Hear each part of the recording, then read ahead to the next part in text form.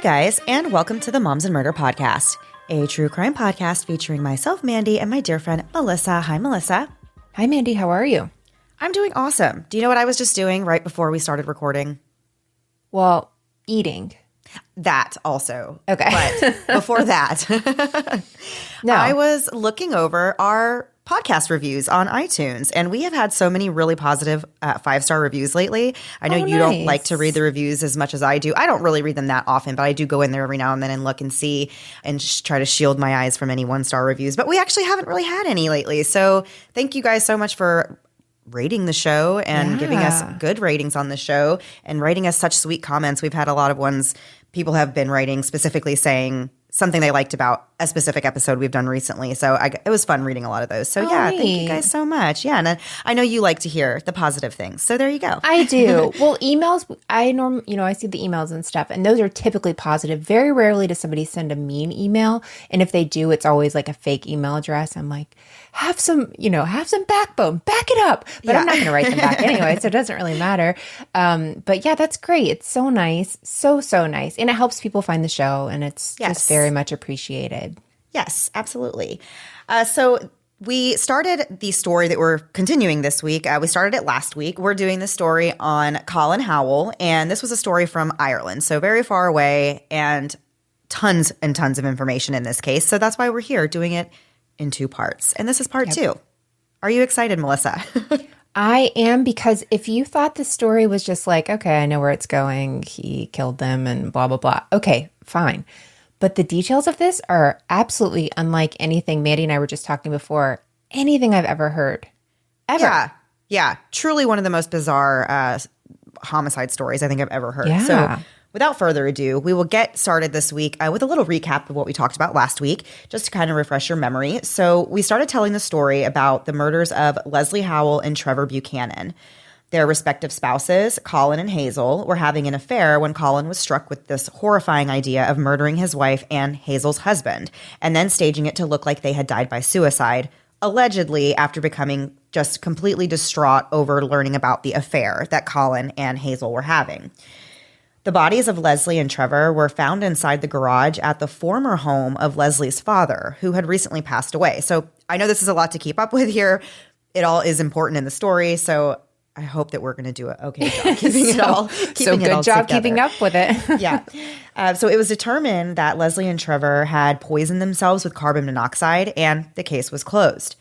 There was very little investigation into the deaths. The police did have some potential leads as evidence, but they didn't really pursue them with any enthusiasm.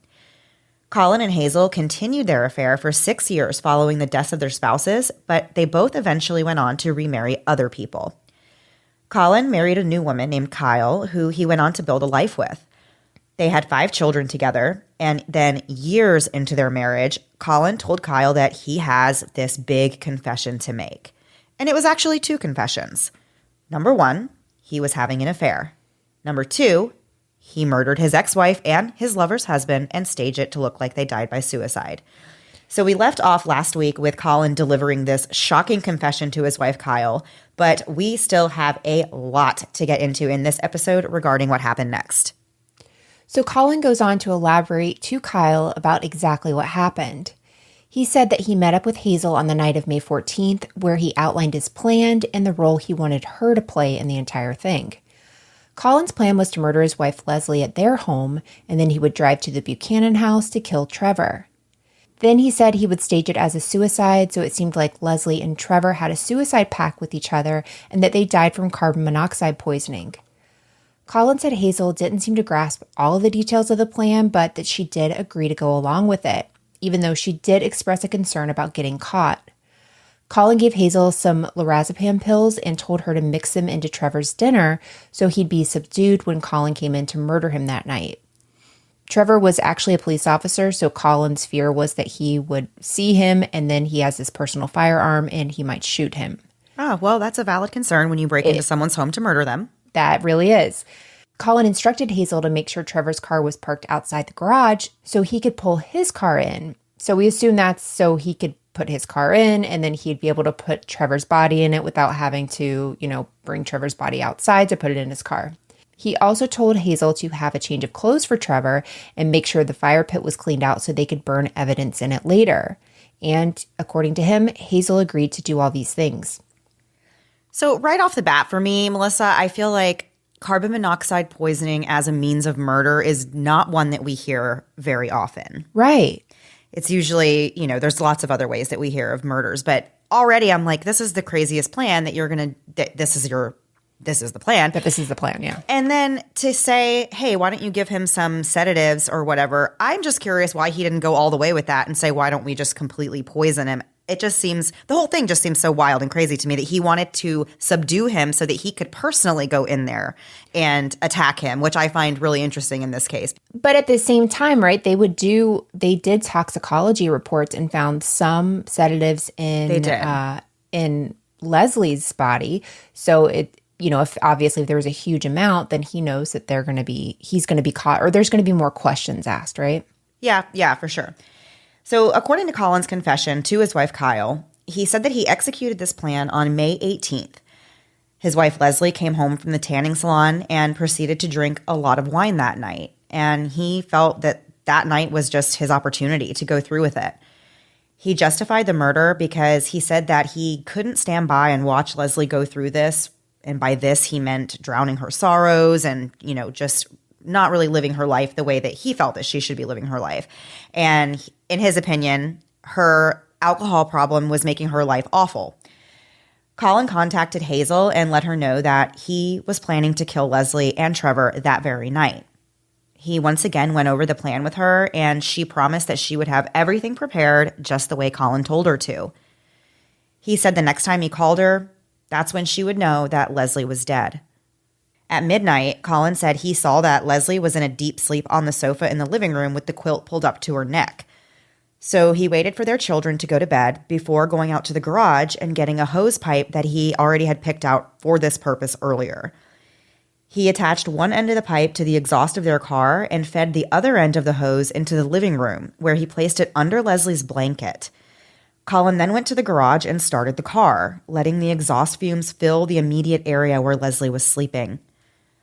Colin then went a safe distance away and observed Lesley. He saw that she was starting to wake up, so he went in and pulled the quilt over her head. He said that Lesley called out the name of their oldest child just before she was overcome by the fumes, and then he left the ignition running for a couple more minutes after Lesley was dead. I don't understand how he was comfortable doing this with his kids in the same house. Right. This is a guess. This literally has killed people before and killed whole families of people. Right. So to do this and think like, all right, well, the quilt, I don't have that much faith in a quilt. No, definitely not. So Colin then wrapped up the hose and carried Lesley's body to the garage and put it in the trunk of the car. As a spur of the moment kind of decision, he grabbed her cassette player and those framed photos that we mentioned in part 1 and put them with her body. He then put a sheet and his bicycle on top of her and drove over to the Buchanan house, and by this time it was after 1 o'clock in the morning. Colin reversed his car into the Buchanan garage when he arrived, damaging his rear light when he hit something and heard a crunching sound. So at the Buchanan house, Colin used a garden hose to deliver the carbon monoxide to Trevor's bedside. After a few minutes, Trevor started to stir and he lifted his head. So Colin ran in and pulled the quilt up over his head and forced him under it. A quick struggle ensued, and the men rolled off the bed and onto the floor, causing Colin to hit his head. Colin said that he then struggled on his knees with Trevor before he managed to force the end of the pipe into Trevor's mouth. He said Trevor took a deep breath, and Colin felt his body go limp. He then left Trevor there for a few minutes while he left the room to breathe oxygenated air. During the struggle, Hazel's in the other room, covering her ears to drown out the awful sound of her husband being murdered in the other room. After Trevor's dead, Colin dresses him in the set of clothes he had asked Hazel to prepare for him, and he put his body in the trunk along with Lesley's and drove off, leaving Hazel to clean up the crime scene and get rid of evidence. Colin's original plan was to stage the suicide at Castle Rock on the beach, but he changed his mind because he worried he'd be seen out there with 2 dead bodies, or that he'd leave footprints behind, or other evidence that would be able to tie back to him. He decided to take the bodies to Harry's house at the last minute, leaving his bicycle that he brought along on the roadside near the beach so he could come back for it later. When he arrived at Harry's house, he backed the car into the garage, which was a very tight and confined space. He opened the trunk and dragged Trevor's body along the driver's side of the car because there was more room there, but he wasn't actually able to get Trevor's body fully in the driver's seat, and he had to leave him slumped halfway out of the car, which, if you remember, that's how police found him. Colin then went on to stage the area around Lesley's body by putting the cassette player and headphones over her ears and setting out those 3 photographs. He also put one end of the vacuum cleaner in the car exhaust and the other end near Lesley's head. Once the scene was staged, Colin started the car and maneuvered his way out of the garage carefully, closing the garage door behind him. He then jogged back to where he had dropped off his bike earlier, and he rode that home. Once he got there, he took off his clothes and burned them, along with the rubber gloves he was wearing and the 2 bed sheets he used to cover Lesley and Trevor's bodies. Then he called Hazel to let her know that he had made it home. He also told her about the bump that he got on his head and that he planned on telling police that Trevor came to his house earlier that night and that they had a fight. That doesn't seem like a great idea when these people have now been found dead, because I feel like if you tell the police, yeah, we had an altercation earlier tonight, that's just going to immediately skyrocket you to the top of their suspect list, wouldn't it? Right. But so I guess you got to come up with some reason, right? Yeah, that's true. But you would think you would come up with some reason that didn't have anything to do with Lesley and Trevor. Colin wanted Hazel to tell the police that she overheard Trevor talking to Lesley inside of their house at about 3 or 4 o'clock in the morning, which again, doesn't make a lot of sense. I guess the idea is that there was all this drama going on, and supposedly they want the police to believe that there was all this back and forth, that Trevor was at their house and then Lesley was at Trevor's house, right, and just kind of making it seem like this was a whole big to-do all night long. Later on that evening at about 8:30, Colin called the church elder Steve, that we talked about a lot in the first episode, and told him that Lesley had been missing all night long, and he suspected that she was with Trevor and that they might be near Harry's house, which, as we said, was Lesley's late father. He also showed Steve a letter that Lesley had written back in October of 1990 following her first suicide attempt. So after the murders, it wasn't very long before Colin started to notice that Hazel, the apple of his eye, was acting a lot different. And he got the sense that she was really regretting what happened and wishing that they had not done it. They ended up keeping their relationship a secret after the murders, which probably was a great idea. But it was a few weeks after that they finally met up for the first time again, and Hazel went to Colin's dental practice. So they had sex, and then Colin let Hazel use the laughing gas to relax and ease her mind, I guess, help ease her guilt, which there's a lot wrong. There's a lot to unpack there, I think, yeah. And then their relationship did progress to the point where they would get together at very remote places where nobody could see them, like remote beaches, and they would take their kids and they would go on these hotel trips and stay in different places. And Colin would go to Hazel's house on Friday nights, but otherwise they were pretty low-key. After telling all of this to Kyle, who's Colin's new wife, he begged her not to tell anybody about it or to go to authorities. And he said, quote, "Just take a deep breath. It's waited 7 years. You can wait one more day. We need to sort the children," end quote.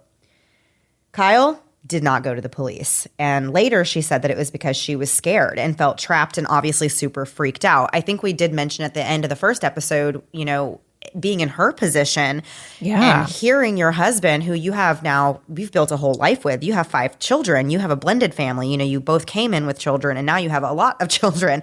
Right. And what are you supposed to do when your husband is like, yeah, I killed my ex-wife, and just very casual? I can definitely see why she would be like, okay, I am next and I need to play my cards very carefully here. Oh, yeah. I can definitely see why the first thing she did was not call the police. I can see how you'd say, I need to figure this out. Like, you have to play smart with that for sure. Absolutely. And we have a lot more to get into after a quick break to hear a word from this week's sponsors.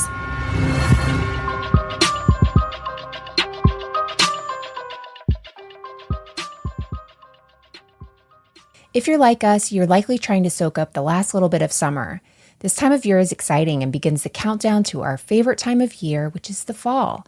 The Faraday family also loves this time of year, and their brand really encapsulates everything I love about all the seasons. And to me, the end of summer, beginning of fall is all about getting comfy. Faraday is all about both quality and comfort.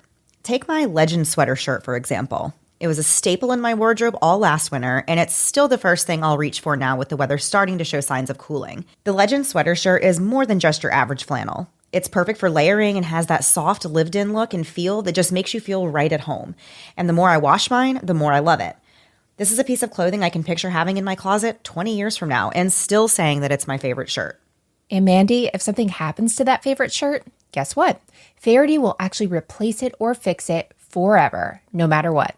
So your favorite shirt can live on long past the summer. Right now, Faherty is giving all Moms and Murder listeners 20% off. Let me say that again, 20% off. Head to fahertybrand.com/momsandmurder and use code momsandmurder at checkout to get this deal. That's code momsandmurder at Faherty, Faherty brand.com/momsandmurder for 20% off. Fahertybrand.com/momsandmurder. With no fees or minimums, banking with Capital One is the easiest decision in the history of decisions. Even easier than deciding to listen to another episode of your favorite podcast. And with no overdraft fees, is it even a decision? That's banking reimagined. What's in your wallet? Terms apply. See CapitalOne.com/bank. Capital One NA, member FDIC. And now back to the episode. So before the break, we were talking a little about this confession that Colin has now given to his wife, his new wife, Kyle, and kind of what you even do with that information. That is just so much. But things really continue on with the couple, and in 2007, tragedy strikes again when Colin and Lesley's son Matthew dies in an accident in Russia while he's there as an exchange student. He unfortunately passed away after falling from a balcony. And Colin felt that his son's death was punishment for the sins that he himself had committed, and it made him realize the effect that his actions must have had on the family of Trevor and Lesley. And in late 2008, just before Christmas, things got even worse when Colin lost his and Kyle's life savings. Okay, this next part is wild and a twist I never expected to take in this story. So apparently Colin hears about this diving project. It's this thing where people are looking for Japan's war gold somewhere inside caves in the Philippines. So for some reason, he thinks he would get 20 million pounds if he spent his savings on this project. But the money really goes to some guy in the Philippines that Colin's never even met. So apparently there are legends about this multi-million-dollar hoard of gold that a Japanese admiral buried in the bunkers in the Philippines. And many people have gone treasure hunting for this jackpot, but none of them have ever found anything. Have you heard of this before? No, but what it reminds me of is that insane story that took place in Florida about the guys, remember, who hid cocaine on some island? I have totally heard of it. Remember? This, we watched that. And that was the whole thing. They were going there trying to dig it up and spending all their money doing private flights because obviously you can't bring a bunch of cocaine back on a commercial flight. Delta's not going to allow that. And so they go back and forth and they're spending all this money and then come to find out, was it even there? Nobody even knows. Right. I feel like these legends that send people on these wild treasure hunts is the ultimate form of real life trolling, that somebody just created this and gets people to actually go do this. But this is wild to me that you would not only give money to somebody you really don't even know in another country with this assumption that they're digging for gold for you. I don't even understand. What did he think his money was going for? I guess just uncovering the this equipment gold? And stuff. Right. But I don't know. It blows my mind what people are willing to give money to without even verifying that that's what's happening. That just seems crazy to me. I'm truly such a realist that even if you told me Melissa, there's $20 million in your backyard, you just have to dig 6 feet under, I'd be I doubt it. Right. I don't think that's true at all. The next person who buys my house can find it. Yeah. Exactly. So for 6 months, Colin sends money to this man and was told that the cost of bringing the gold bars to the surface was unfortunately higher than they originally expected. And the man said that these bunkers were booby-tracked and filled with poisonous gas. And so he needed more money to finish the project. And so he alleged that he only had about another 40 feet of tunnel left before the gold was accessible. And so at this point, Colin's already invested 353,000 pounds into this. So he ends up going to the Philippines himself to see if he can get the treasure, which honestly is probably the first thing you should have done if you're going to invest all this money. So he's given 2 ammunition boxes that were supposed to contain 2 gold bars. But when he gets to his hotel room, He opens the box and realizes he's been scammed. The boxes contain some silver dollars and other notes equal to about $30. Yikes. I think that's worse than nothing being in there, like a full Geraldo Rivera reveal. I'd rather that than $30 after all of that. Yeah. So Colin thinks that this was yet another punishment for what he's done. And so from there, Colin was supposed to fly to Florida to meet Kyle and their kids, but instead he calls her and tells her he's lost all of their money. And Kyle is not having it. This is a bridge too far, and so she tells him to move out of their house.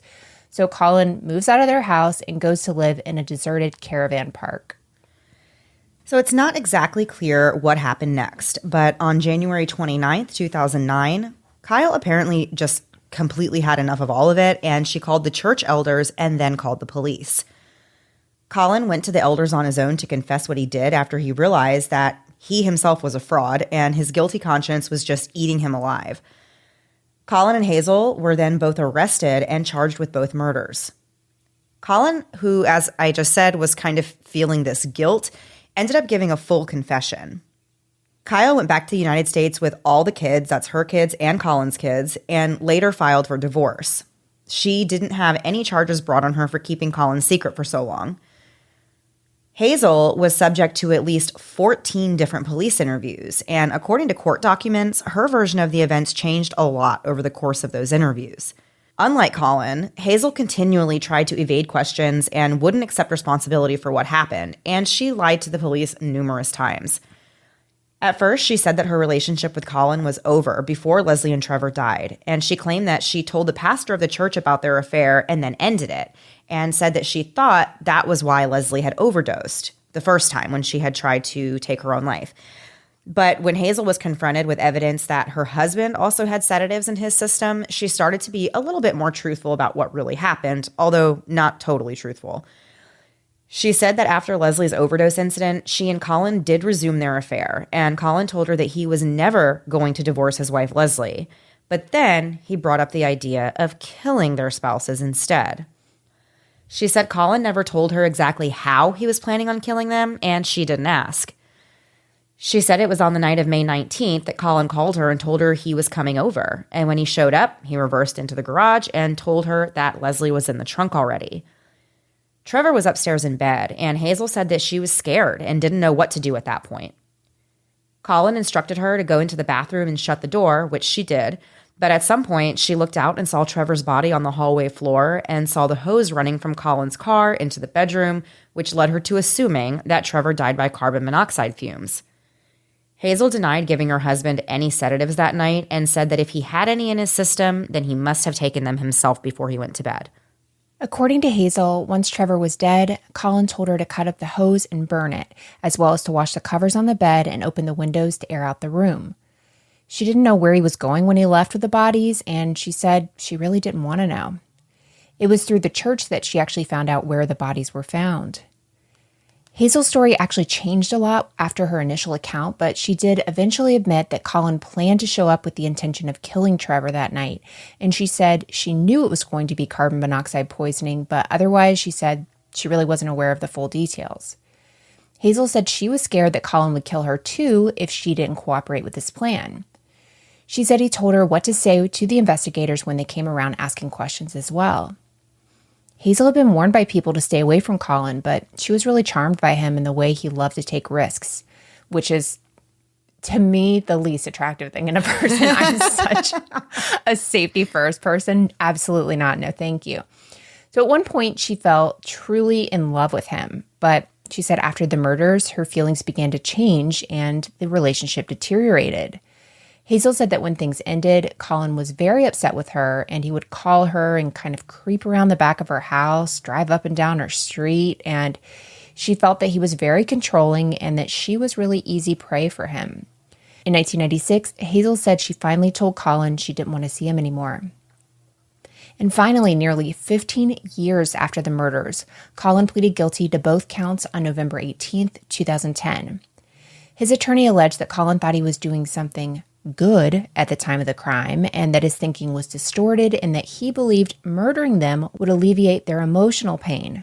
I can't stand it when people do that, like, try to make it like they were helping A hero. the person. Right. Like, maybe you should ask them first if they would rather die than, Maybe ask them. And also Right. maybe part of their problem is that you're actively cheating on them. And maybe if you stop doing that, they wouldn't be so miserable. Right. Maybe. The attorney said, quote, "These crimes would not have seen the light of day and been properly prosecuted by this criminal justice system had it not been for the fact that his conscience troubled him over the years," end quote. Now, I agree with that. I don't think anyone would have ever found out about this if he didn't say anything. That part is true. For sure. So the judge had to decide an appropriate sentence for Colin, and he took his time mulling it over. Colin was facing 12 years minimum before he would be able to have the potential for parole. But if the judge found that his culpability was exceptionally high, or because there was more than one victim, the judge could sentence him to up to 28 years in prison. However, Colin's confession to the murders ended up working in his favor, as did his guilty plea and his promise to testify against Hazel. The judge ended up meeting in the middle and sentencing him to 21 years. And the judge wrote, quote, "These were truly heinous crimes, constituting as they did the cold-blooded, carefully planned, and ruthlessly executed double murder of two people who Howell saw as standing in the way of his adulterous desire to be with Hazel Buchanan." The judge felt that the murders would continue to have a grave effect on so many people for generations to come. The children of the victims had their parents stolen from them, and their families now have to live with the pain of their losses forever. Hazel didn't go to trial until February of 2011. They alleged that Hazel and Colin conspired to kill their spouses simply because they wanted to be together. And they said they didn't really think money was a motive in the murders, nor did they believe that Hazel played any physical role, but they agreed that she did help facilitate and assist Colin in pulling it off. She knew that the murders were going to happen, and she did nothing to prevent them. And they pointed out that she even opened the garage door to let Colin inside, where she knew her husband was sleeping and unaware of what was about to happen.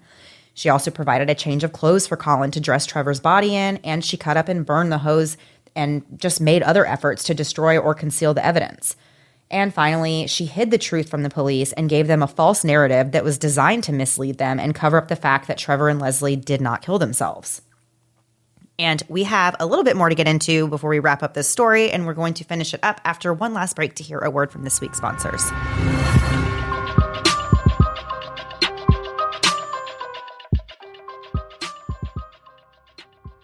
I love a good mystery, and if you're listening to this pod, we know you do too. But when you're looking for a way to unwind while still scratching your mystery-loving itch, check out June's Journey. June's Journey is the free-to-download game where you get to be the detective. You'll play as Detective June Parker, an amateur detective herself, who's on a quest to solve her sister's murder as well as uncover her family's secrets. To help June out, you'll find hidden objects as well as a variety of game modes and puzzles just waiting for you to solve. Puzzle games are kind of my thing, and I'm currently in the second chapter of June's Journey. The scenes are elaborate and challenges are intriguing, and now you can even play in the Detective Club. You can chat and play with or against other June's Journey players and have the chance to play in a detective league to put your skills to the test. June's Journey is a game I love to play when I need a little pick-me-up. If I feel like I'm hitting a bit of a mental block, I'll just play for a few minutes and then get back to what I was doing before after hanging out with June for a bit. Find your inner detective. Download June's Journey today. Available on Android and iOS mobile devices, as well as PC through Facebook Games. Now a word from our sponsor, BetterHelp. Mandy and I have talked about the Enneagram before, and I'm definitely a type 6, which is a loyalist, but basically that means I'm a worrier. I worry about things that will happen, things that may happen, and even scenarios I have created in my head. And still, there's other times I even worry that I'm worrying too much. But with my BetterHelp therapist, I'm working on staying in problem-solving mode instead of, oh no, everything is a freaking disaster mode. For a worrier like me, learning how to move my anxiety from fear to solutions is invaluable. And if you've been considering therapy but aren't sure where to start, BetterHelp is a really great option. Not only is it affordable, but it's convenient and entirely on the internet, so there's no waiting rooms or lines or driving involved. Plus, BetterHelp wants to get you matched with a therapist that understands your needs and goals. So after filling out a brief survey, you'll be matched to a BetterHelp therapist, but you always have the option to change therapists if you'd like. When you want to be a better problem solver, therapy can get you there. Visit betterhelp.com/moms today to get 10% off your first month. That's betterhelp.com/moms. Hey guys, as you know, I'm someone who loves knowing a little about everything. I love the news, I love entertainment, I love it all. But sometimes I don't have enough time to get all the information, all the little details and the minutia of everyday news because my goodness, it's constantly going. But thanks to the Newsworthy podcast, I can get all I need in little bite-sized pieces. So if the stress of the news is getting you down, but you still want to know what's going on in things like the election, check out the Newsworthy. And in these 10-minute episodes, they're just on the go listening. I can listen to it quickly on a walk, on my way bringing my kids to or from school or one of their activities. When I'm in line at the grocery store, there's never a wrong time to listen to the Newsworthy. But if you feel bogged down by the news and kind of the negativity of it, but you still want to be informed on what's going on, the Newsworthy is the place to do it. Erica at the Newsworthy is an independent journalist, and her team does really all the hard work and research for you. I love that the episodes are so well-rounded, and there will be fun stuff like tech or big stories, but the way Erica gives this, efficient and neutral overview of the news, and in just 10 minutes each weekday, it's perfect. Just search The Newsworthy in your podcast app or go to thenewsworthy.com to start listening. Again, search for the podcast The Newsworthy, 2 words, The Newsworthy, to make staying informed easier and more enjoyable every weekday. And now back to the episode.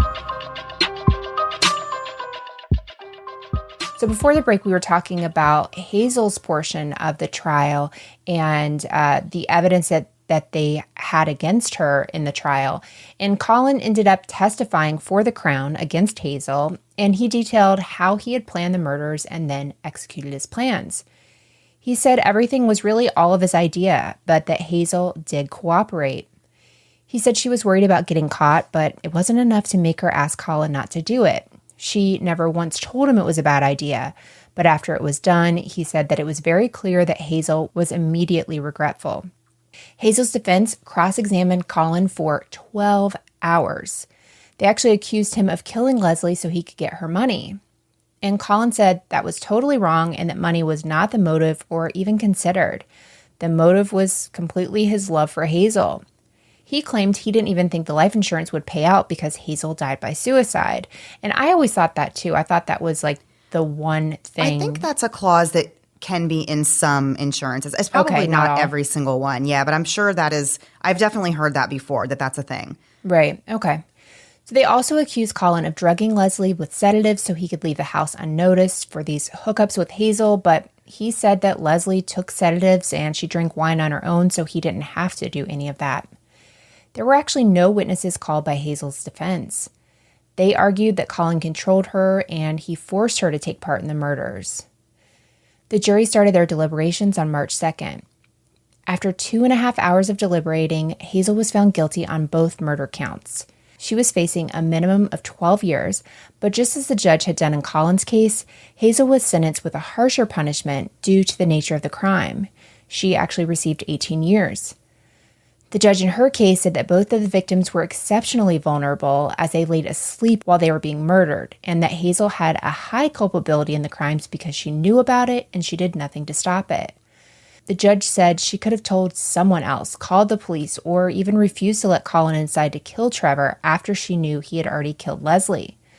The judge said Hazel didn't even have a spark of compassion for her husband.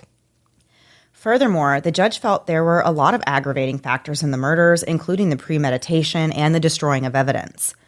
He also felt that Hazel showed no remorse, unlike Colin, who took full responsibility and admitted guilt. Hazel continuously misled and lied to the police as much as she could and only admitted her participation when she was confronted with solid evidence that she had done so. During her police interviews, she spoke more about how this whole thing had affected herself and the kids and how it has affected her new husband, but she didn't really express a lot of concern over the effects that these murders had on the lives of those who loved the victims. The judge said that Hazel expressed no real regret for her actions, and the only thing she seemed to regret was the situation she found herself in, but not for the events that had caused it. He believed that Hazel, who was unhappy in her marriage, was driven by love and intense sexual desire to the point that she allowed Colin to persuade her to do something as horrific as murder. Hazel ended up appealing her conviction, but only for the murder of Lesley. The appeal didn't mention Trevor at all, but her conviction ended up being upheld by the court. She did later try to appeal her conviction in the case of Trevor, but the court wouldn't even hear that appeal. They just didn't let her. So Hazel remains in prison as of today. After Colin confessed to the killings, 6 different women came forward with allegations that he attacked them all at his dental practice between March of 1998 and December of 2008. Some victims claimed to have been attacked more than once. Colin ended up being charged with 17 counts of indecent assault for these crimes.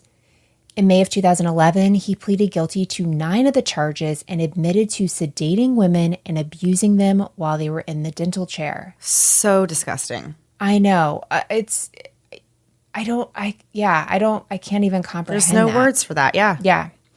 Colin apologized to the patients that he victimized. He was sentenced to 5.5 years. Interesting to me that he admitted to committing murder, but he did not also say, by the way, Kyle, I also did this other terrible thing. Might as well get it all out. So Colin will not be able to leave jail until at least 2030, and because of the assaults, the Department of Health, Social Services, and Public Safety ruled that Colin would not be able to collect his pension when he reached retirement age. Good. Yeah. In December of 2011, the police ombudsman for Northern Ireland released a report regarding the investigation into Trevor and Lesley's deaths. They found that concerns raised by Officer Jimmy, who we spoke a lot in the first episode, were either ignored or they were never fully investigated by senior police back in 1991. The initial investigation was full of errors, including no scene log of the garage, no sketches or measurements taken at the scene, too few photographs taken, and the fact that police didn't explore all the opportunities for evidence. They also believe that if all these leads were fully explored, they may have been able to find evidence that would have undermined the death by suicide theory. It was also noted that Trevor was found with blood on his sweatshirt, but there was no inquiry as to whose blood it was or how it got there. The report said that officers showed an investigative bias by sticking with the suicide theory, even though Colin and Hazel, the 2 people that were actually promoting this theory, had even lied to them about having their affair. A lot of evidence just wasn't brought up at the coroner's inquest, which ruled Trevor and Lesley's deaths as suicides. For example, there were 2 post-mortem photographs that were of particular relevance to the police ombudsman investigators, and one showed injuries around Trevor's mouth and nose. The other showed what appeared to be blood coming from the back of his head. Neither of these injuries was recorded in the post-mortem report that was included in the coroner's report. So when shown these photographs, the pathologist could really offer no explanation as to why these injuries were not documented in this report. And that is a pretty big drop of the ball, to not document Absolutely. injuries that you found on somebody. That's like the simplest. You don't even have to do much. It's just a visual, you take note of that. That's crazy that they didn't write that down. Homicide 101. Right. So when the police interviewed Trevor's coworker, this is the one that he confided in, the coworker said that when he last saw Trevor at work on May 17th, he didn't have any injuries on his face. And he said that during the funeral wake, he did notice a cut to Trevor's lip and scratches to his nose. And the officers, as we said before, didn't record a witness statement from this coworker, but they did take notes of the interview, which is pretty much all they did with all the interviews in this case. But besides the notes about the injuries, officers wrote, quote, possible slap on mouth. So the officer believed that Trevor had gone over to the Howell house and got into a fight with Colin, and they never followed up on any of this. In the end, the ombudsman found that, quote, the inadequacy of the original police investigation contributed to Colin and Hazel evading justice for almost 2 decades. The police ombudsman concluded that both families were failed by the original 1991 police investigation, which was deeply flawed by the standards of the time and lacked objectivity and focus. So that is how the story ends. And yeah, still probably one of the craziest stories I think I've ever heard. I have just never heard of somebody being murdered in this type of way. And it's honestly so horrific to think of someone coming into your house doing all of that, feeding a hose from the car to your room and forcing you to inhale carbon monoxide. I mean, that is really horrific if you think about something like that happening. I just, crazy. Well, and we talk about, so many brutal cases where it's just somebody being bludgeoned or, these terrible, horrific crimes. This is it's murder, of course, but this somehow is like in this weird deviousness of like the way it all happened. And I just don't understand all of this over an affair that Lesley already knew about. Like, none of this made sense. It's like Hazel after realized like, oh, we shouldn't have done that. And he did too. And they don't even stay together. And of course they don't stay together because you just murdered two people who didn't deserve to die. Right. Like, you can't build a life on that foundation. Can you imagine that being the foundation? People say to build a foundation on like friendship, but I think building it on killing two people and having that secret is way worse. Yeah, definitely. No surprise that they did not make it in the long haul. All right, Melissa, that was the story about Colin Howell. Definitely a crazy one. I am very excited that we got to learn about that one. I always enjoy doing the odd case from somewhere else. Yeah, absolutely. So we are going to turn the page and move on to our last thing before we go. Last week, or a couple weeks ago, rather, Melissa posted on Instagram and Facebook, and we were looking for some suggestions to kind of freshen up our last thing before we go segment. And we got lots of responses, and we've even had a few more rolling in this week. So I think we're just going to take a couple more of those questions and answer them this week. All right. So, Melissa, do you want to get us started?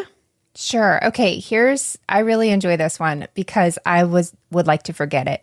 Shanice Lundy on Instagram said, "Let's hear about those New Year's goals." Oh, no. Mandy, how is roller dancing going? I have not put on my roller skates since February. So it's not going very well. I was thinking about that the other day, though, and I was like, I can still make this happen. I still have like 3 months, right, before Christmas. I'm supposed to do a roller skating dance. So my invigoration for that is renewed because With it getting of this cooler. question. No, because we have now been confronted. Yeah, now I feel like I'm like, oh man, people remembered that we said that. So now I need to get my skates out and get practicing. Yeah.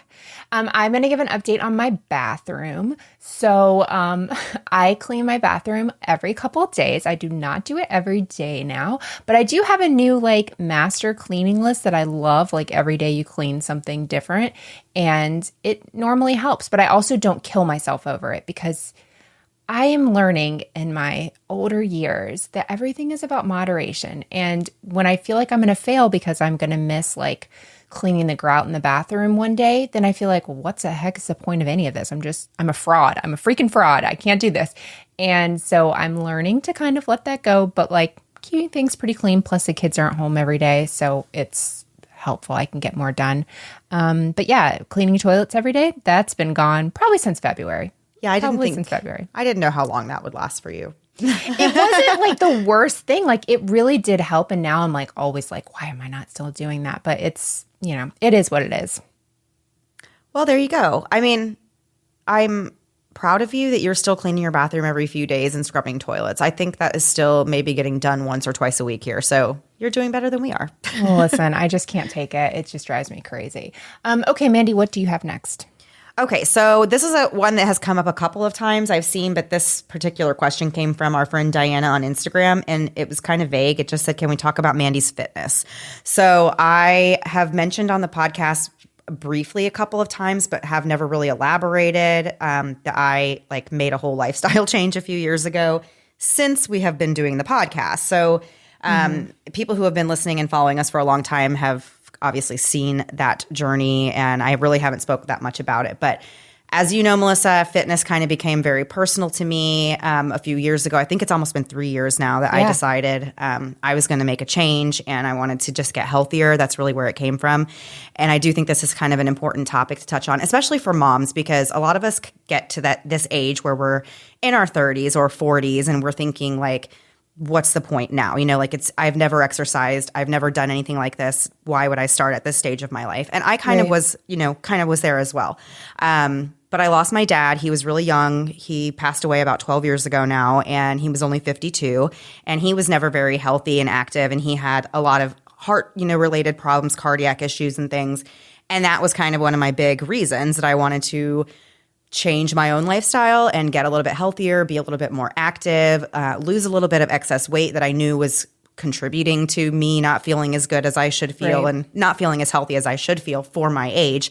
And realizing that, we make jokes all the time about being in our 30s and how we just feel like we're so old, but really, like, we still have a long way to go. So it's not quite time to give up on your health and fitness just yet in your 30s. But so I did, and I've been really proud of myself. I committed to following a plan. I hired a professional to get me on the right track, and I said to myself, the hardest part is just going to be to stick to this and get it done. And I did. I lost about 45 pounds the first year. And then I got into doing bodybuilding competitions, which has been a lot of fun for me. It's been a very good way for me to just keep my fitness goals on track. Right. And, kind of just have something to work towards and keep me doing it. Because like I said, I am still pretty new at this whole thing. So I like having something that kind of keeps me on track. So for right now, I did one competition this year. I got second place, and I was very happy with that placement. Yeah. I worked really hard, and so that was really nice. But now I'm taking off. I'm not going to do any more competitions the rest of this year. I just am still in the gym and doing my thing. I'm trying to grow some more muscle, and I will be going back on stage for another competition sometime next year, maybe in the spring. So that's where we're at now. But yeah, so now I just live my gym life. It's very interesting, Melissa. I'm a totally different, I have a totally different daily routine than I did when we first met each other, but all good stuff. Yeah, all good stuff. No, all good stuff for sure. Yeah. But it is still wild to me that you like bodybuild. Like, that's the part where I'm still like, huh. Yeah, me too. It's definitely strange. And it's not something I really saw myself doing when I first signed up to just, getting in shape or wanting to work out or exercise.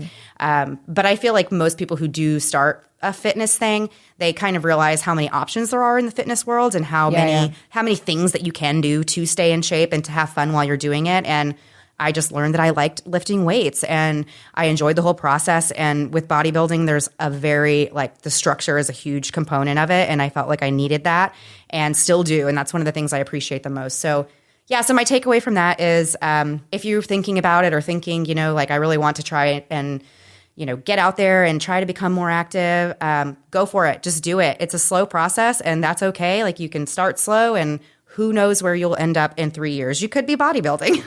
You could be. And if you are, let us know. Yeah. But you know what I was also thinking about whenever, just thinking about fitness in general and stuff? I remember having small kids, you do too, and it is great to go out and walk and do all that stuff, but it might not be possible. Like, the way I don't work out nearly as much as you do, but I try to go to the gym 3 times a week, walk every day. That isn't hard. But when my kids were 4 and impossible.